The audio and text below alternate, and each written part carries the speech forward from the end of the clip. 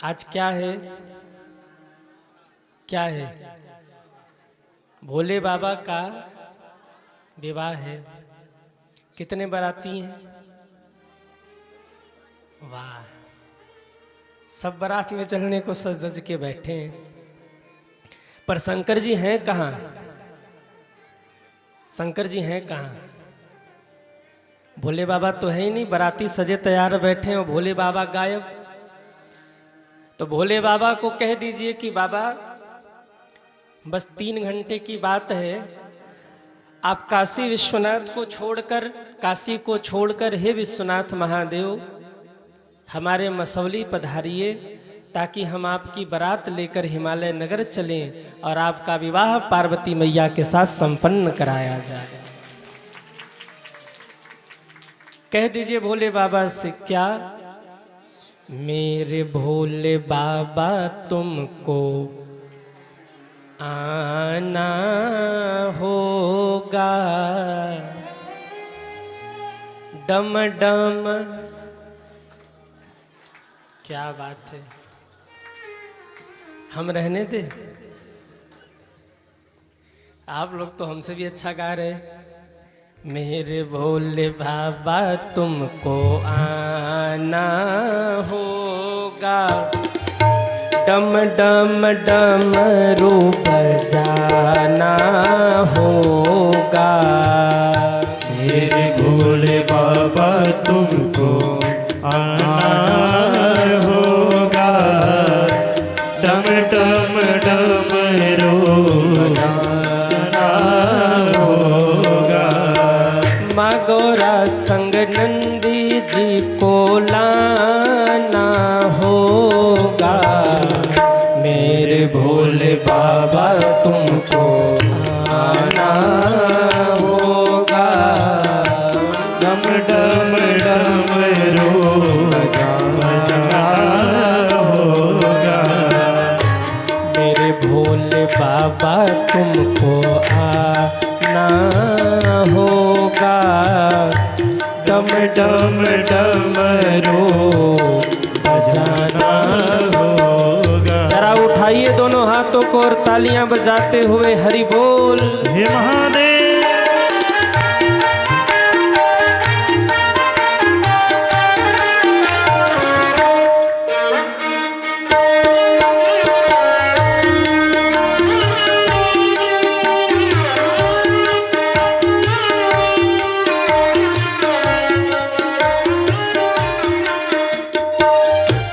गंगा के जल से बाबा आपको नहलाएंगे, गंगा के जल से बाबा आपको नहलाएंगे।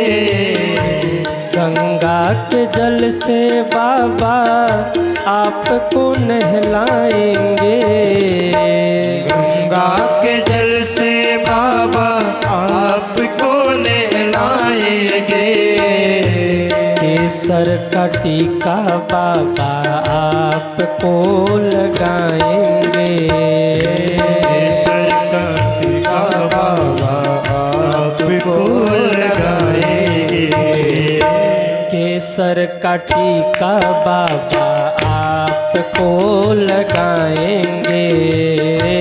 केसर का टीका बाबा आपको लगाएंगे। नंदी पे चढ़ के तुमको आना होगा, नंदी पे चढ़ के तुमको आना होगा। डम डम डमरू बजाना होगा। डम डम डमरू बजाना होगा। मेरे भोले बाबा तुमको आना होगा, डम डम डमरू बजाना होगा। डम डम डमरू बजाना होगा। एक बार जितने लोग बैठे सभी दोनों हाथ ऊपर करेंगे और दोनों हाथ ऊपर करके तालियां बजाते हुए 1 2 3 हरे रामा रामा रामा हरे हरे, हरे कृष्णा कृष्ण कृष्ण हरे हरे, हर हर महादेव हर हर महादेव हर हर महादेव हर हर महादेव, हर हर महादेव हर हर महादेव हर हर महादेव हर हर महादेव, हर हर महादेव हर हर महादेव हर हर महादेव हर हर महादेव, हर हर महादेव हर हर महादेव, हर हर महादेव हर हर महादेव।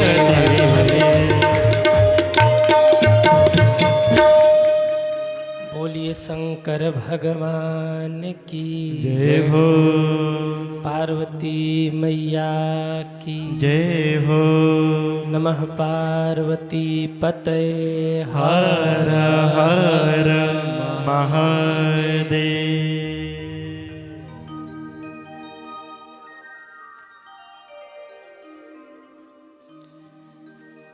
आइए इस परम मंगलमयी परम पावनी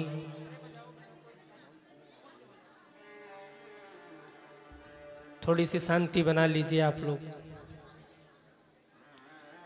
थोड़ी सी शांति बना लीजिए। इस मंगलमयी श्री शिव महापुराण कथा के आज चतुर्थ दिवस की पावन बेला में हम सभी लोग प्रवेश करें। उससे पूर्व मैं निवेदन करूं, कल की कथा कहाँ पर विश्राम हुई थी? कल की कथा कहाँ विश्राम हुई थी? अरे कहिए। हिमालय पर। वाह, हमारे जायसवाल जी बता रहे हैं, इनके लिए जोरदार ताली बजाइए।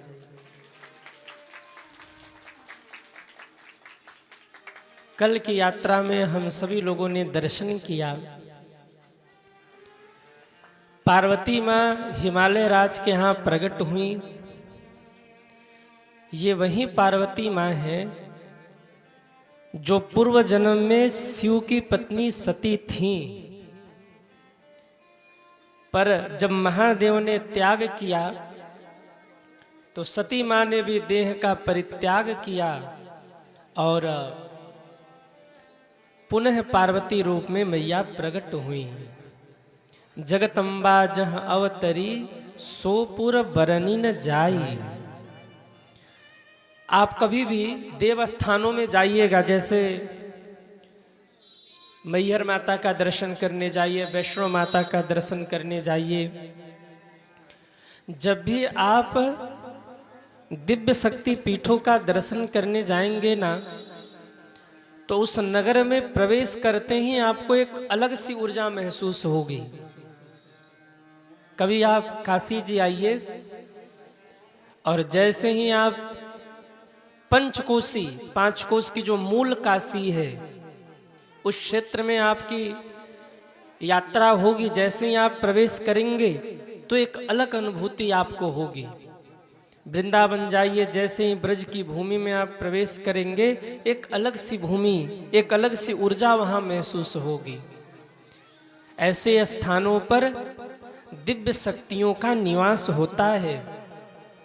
आप विश्वनाथ जी कभी भी जाइए, जब विश्वनाथ जी के क्षेत्र में आप प्रवेश करेंगे ना, तो एक अलग सा कंपन, एक अलग सी ऊर्जा आपको महसूस होगी। क्यों?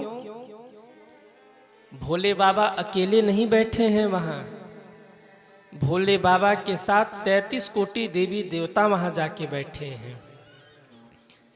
अकेले केवल विश्वनाथ महादेव वहाँ नहीं बैठे हैं, मेरे विश्वनाथ बाबा के साथ में वहाँ सारे देवता खड़े हैं, बाबा की स्तुति कर रहे हैं। और शंकर जी को करना ही क्या है, बैठे बैठे कह रहे भाई, ग्रह नक्षत्रों को कह रहे, राहु तुम मेरे उस भक्त को बड़े परेशान कर रहे हो। हमसे कह रहा था पूजन में बैठ के कि भोले बाबा राहु ने परेशान किया है। शुक्र तुम मेरे भगत के विपरीत हो गए हो, शनिचर तुम मेरे भगत को सता रहे हो, सब इधर आओ। अच्छा मंगल तुम वहां बैठो, बुध तुम वहां बैठो, शनिचर तुम तो दिखना मत, तुम तो दूर ही रहना, राहु तुम तो उधर उधर, तुम्हारा स्थान उधर बैठो, आज के बाद कुछ गड़बड़ मत करना मेरे भगत के जीवन में। इंद्र, हाँ प्रभु क्या चल रहा है, सब आशीर्वाद है। अरुण वरुण कुबेर, हाँ प्रभु सब ठीक है। सारे देवी देवता भगवान शंकर के सामने हाथ जोड़कर दिन रात स्तुति करते रहते हैं। जय हो। माला रह गई थी, इतना माला पहले दिन आपने पहना दिया है ना कि हमको याद रहेगा।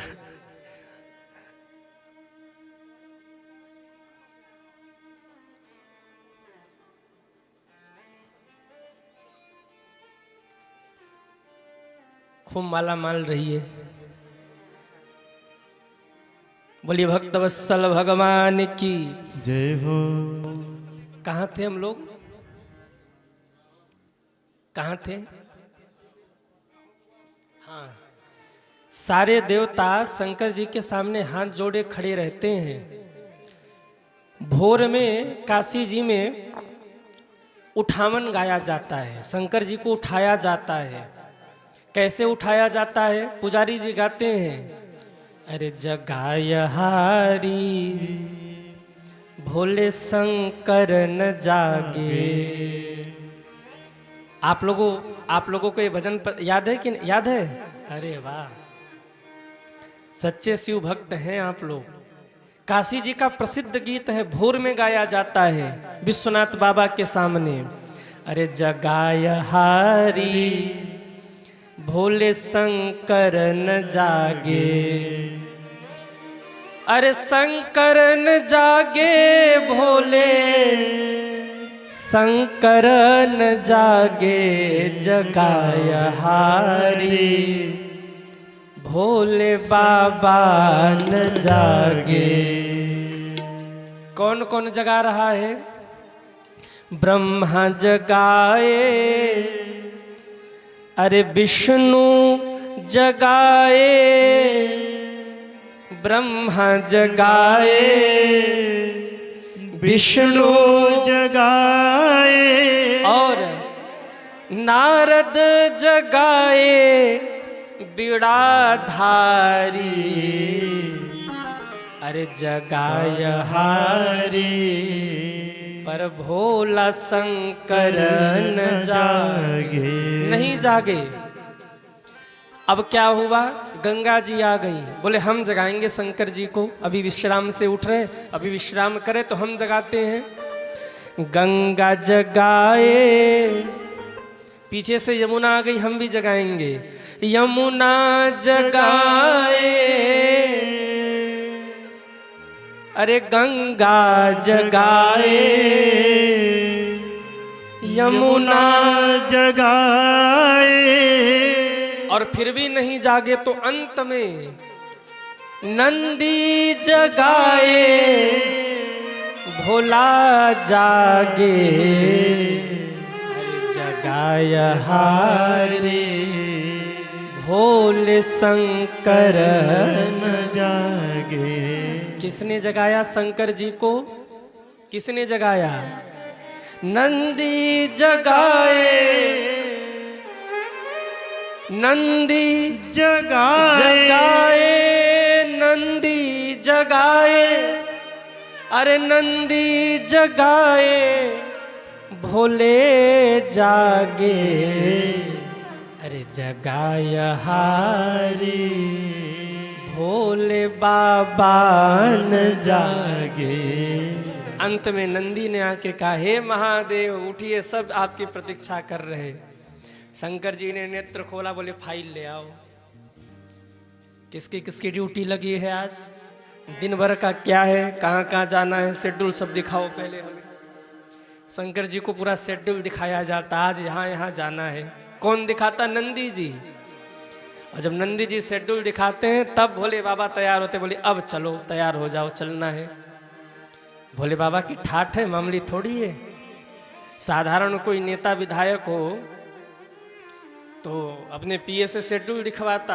अरे हम जैसे लोग जब तय करते हैं कि शाम सुबह कहाँ जाना, शाम को कहाँ जाना, शेड्यूल रखते लिख लिख के। हमारे पास एक छोटी सी डायरी है, कब कहाँ क्या करना सब हम डायरी में नोट करते चलते हैं। सामने वाले टेबल पे हमारे पन्ने ही पन्ने धरे पड़े होते, लिखते ही रहते हैं क्या करना है, क्या बोलना है, क्या पढ़ लिया, क्या देख लिया, क्या सुन लिया। तो जब हम जैसे लोगों के शेड्यूल होते हैं तो शिव जी तो महाकाल है, महाकाल है शंकर जी। उनका तो शेड्यूल दिन भर का है, कहाँ जाना, क्या करना, किससे मिलना है, किस पे कृपा करनी है, सब नंदी बना के रखते हैं। और तब भोले बाबा जगते हैं और जगत का कल्याण करते हैं। तो मेरे कहने का मतलब, किसी भी देव तीर्थ में आप जाएंगे और जब देव तीर्थ में आप प्रवेश करेंगे तो आपको एक अलग ऊर्जा महसूस होगी। जगतम्बा जहाँ अवतरी सोपुर बरनी न जाई, रिद्धि सिद्धि सुख संपत्ति सब वहाँ प्रकट होकर आनंद मनाने लगे जहाँ पार्वती मैया प्रकट हुई थी। सखियों ने छोटी सी लली पार्वती मैया को गोद में उठा के पालने में लिटाया और झूला झूला रही हैं। झूला गीत सुना दे, कहिए सुनना है। झूला झूले शैल कुमारी, ये मान के चलिए कि पार्वती मैया झूला झूल रही और हम लोग झूला झूला रहे हैं। छोटी सी पार्वती मैया झूला झूल रही। अरे झूला झूले शैल कुमारी, झूला में सखियाँ, झूला झूले शैल कुमारी, झूला में सखियाँ, झूला झूले शैल कुमारी, झूलावे सखियाँ, झूला झूले शैल कुमारी, झूलावे सखियाँ, झूलावे सखियाँ हो, झूलावे सखियाँ, झूलावे सखियाँ हो, झूलावे सखियाँ, झूला झूले शैल कुमारी, झूलावे सखियाँ, झूला झूले शैल कुमारी, झूलावे सखियाँ। हाँ जब ते उमा शैलगृह जाई, जब ते उमा शैलगृह जाई, जब ते उमा शैलगृह जाई, जब ते उमा शैलगृह जाई, सकल सिद्ध संपत्ति तह छाई, सकल सिद्धि संपत्ति तह छाई, झूला में सखियाँ हो, झूला में सखियाँ, झूलावे सखियाँ हो, झूलावे उठाइए दोनों हाथों को। झूला झूले शैल कुमारी, झूलावे सखियाँ, झूलावे शैल कुमारी, झूलावे सखियाँ, झूला झूले शैल कुमारी, झूलावे सखियाँ, झूला झूले शैल कुमारी, झूलावे सखियाँ, हाँ झूलावे सखियाँ, झूलावे सखियाँ।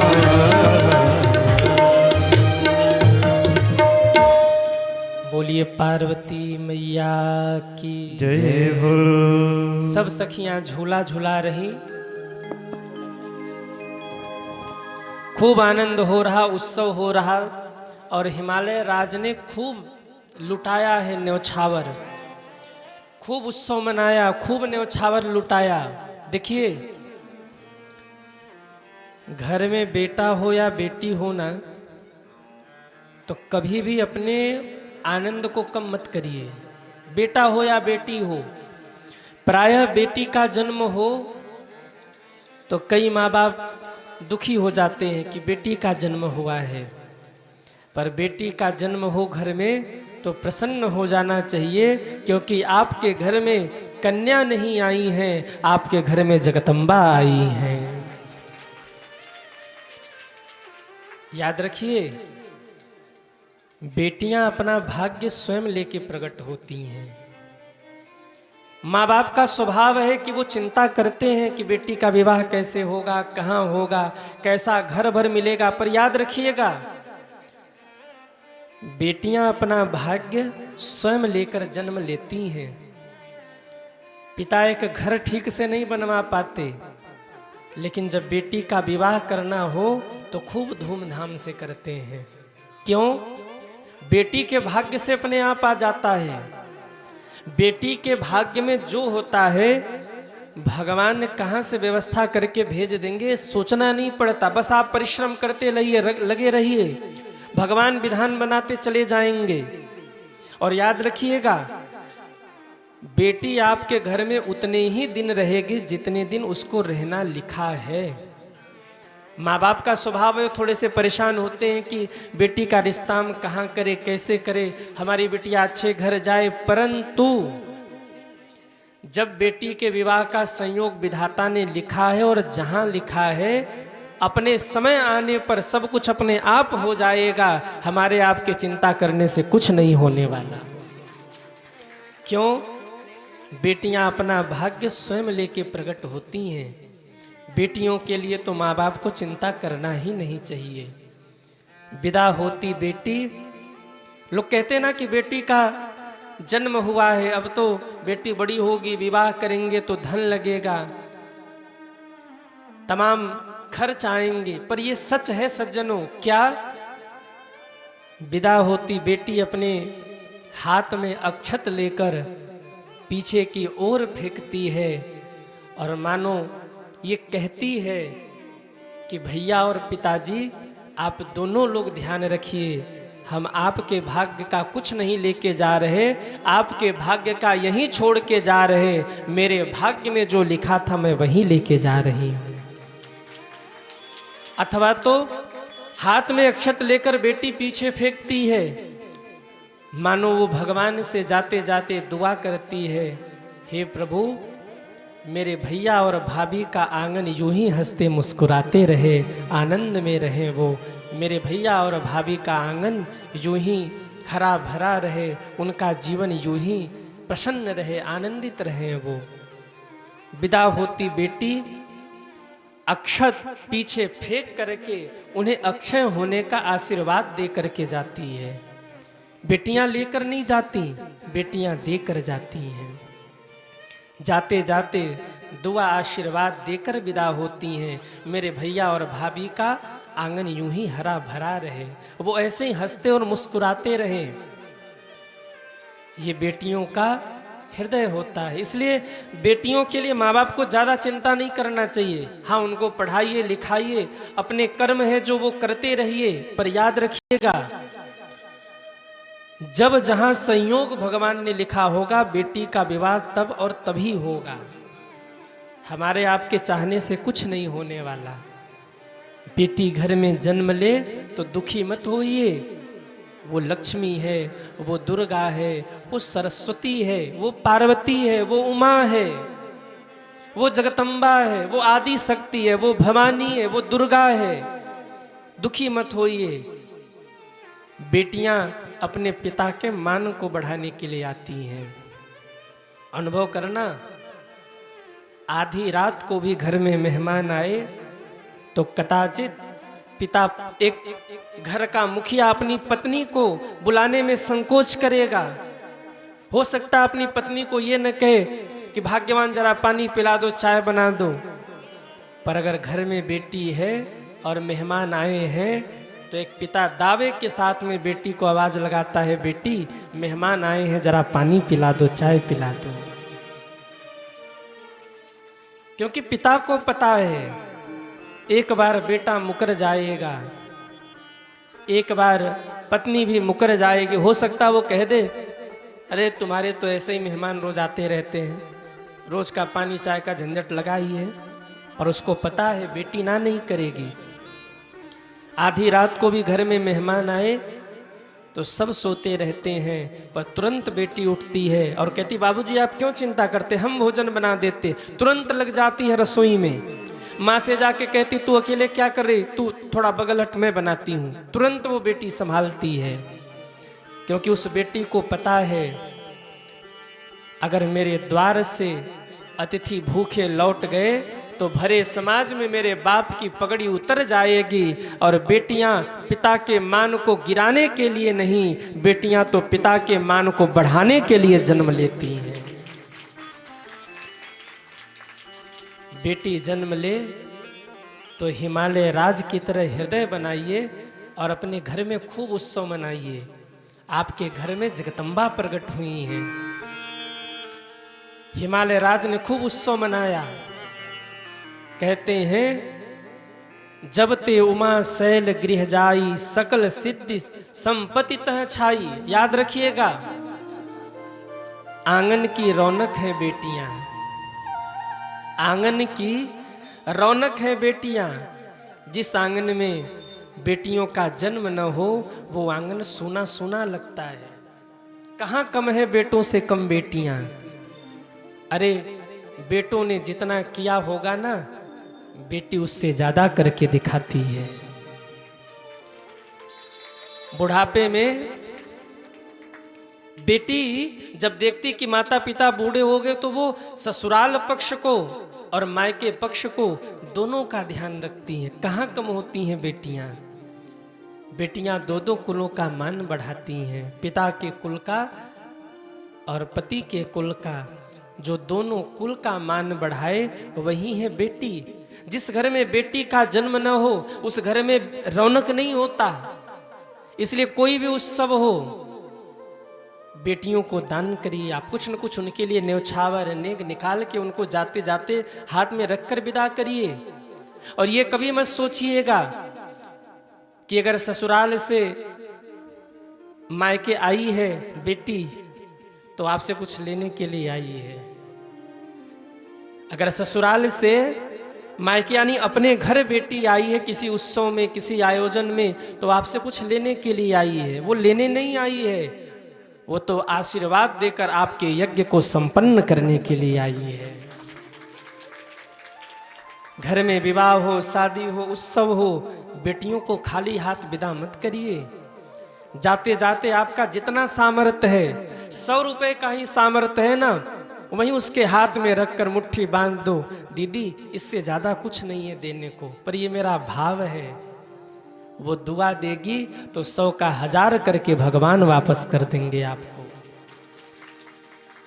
बेटियों को कभी भी खाली हाथ घर से विदा नहीं करना चाहिए। ये जो भाभियां होती है ना, इनको लगता आ गई ये लेने, हाँ आ गई लेने, पर ऐसा नहीं होना चाहिए। और देखो बेटियों को भी चाहिए कि भैया और भाभी के बीच में फूट न डाले। मैं एक पक्ष की बात नहीं करता, मैं दोनों पक्ष की बात करता हूं। तमाम परिवारों में बेटियों का अपमान होता है तो कई परिवारों में बेटियां ही होती हैं जो भैया और भाभी के घर को तोड़ देती हैं।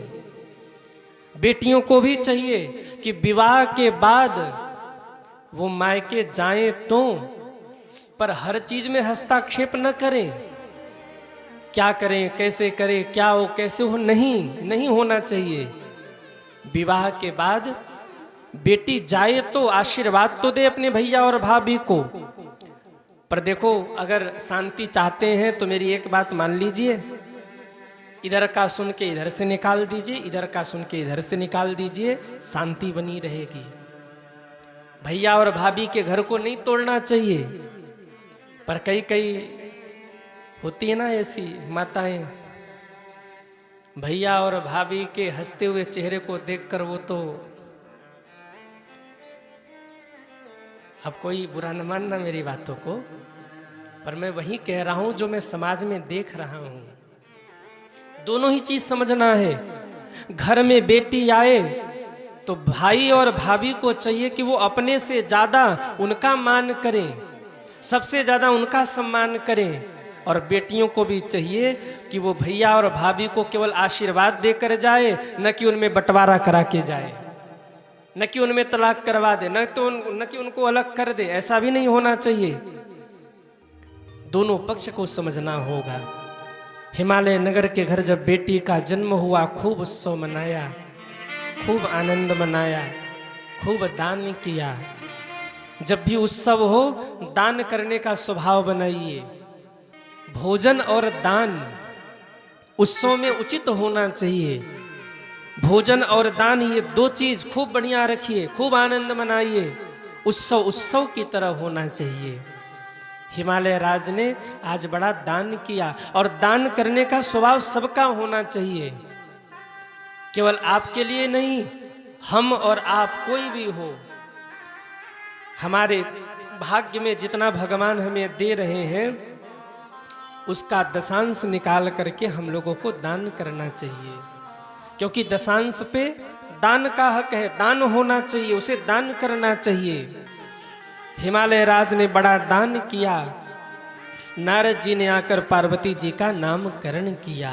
सुंदर सहज सुशील सयानी, सुंदर सहज सुशील सयानी, नाम उमा अंबिका भवानी, नाम उमा अंबिका भवानी, अंबिका भवानी, अंबिका भवानी, अंबिका भवानी।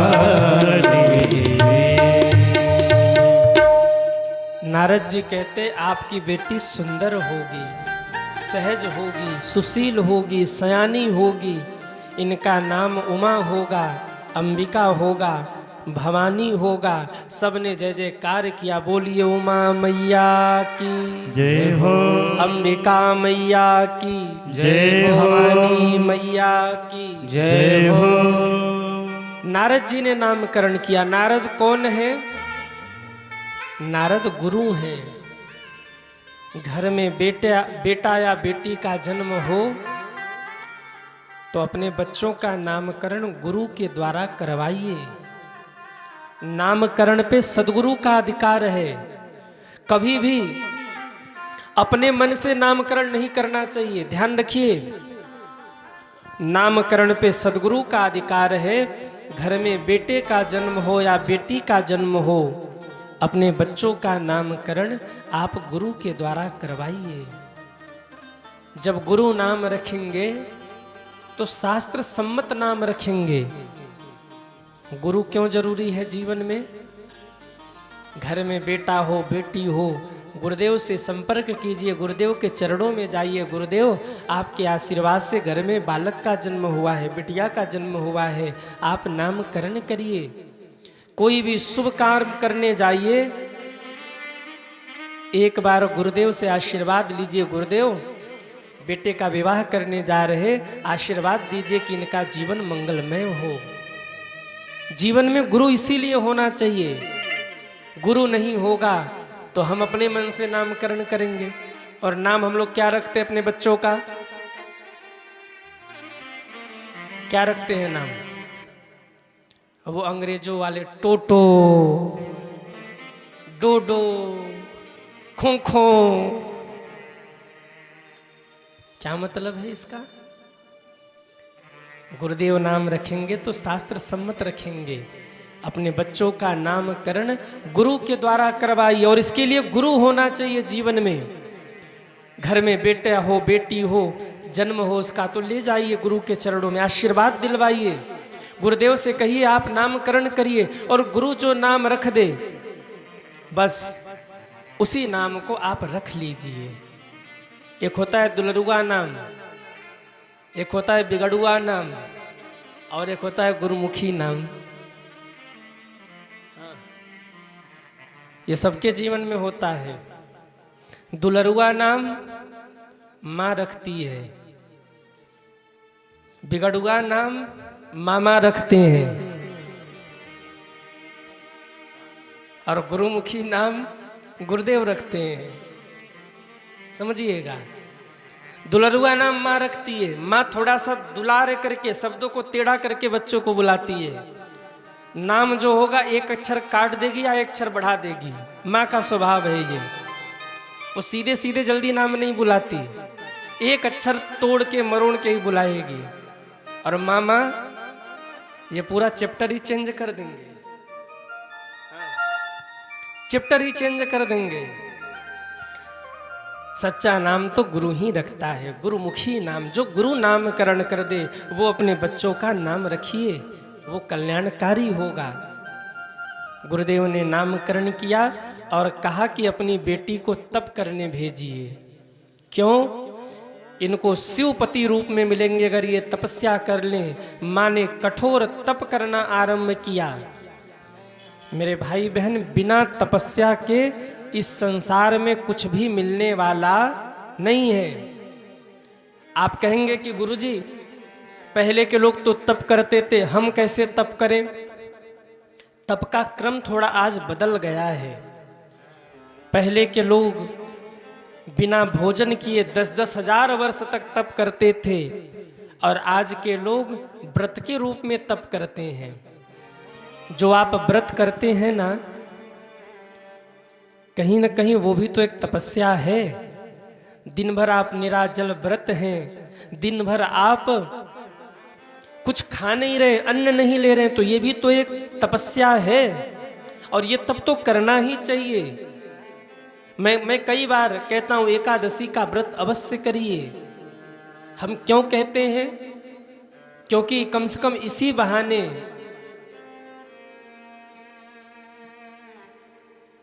क्या कर रहे हैं? ओ भैया क्या कर रहे हैं?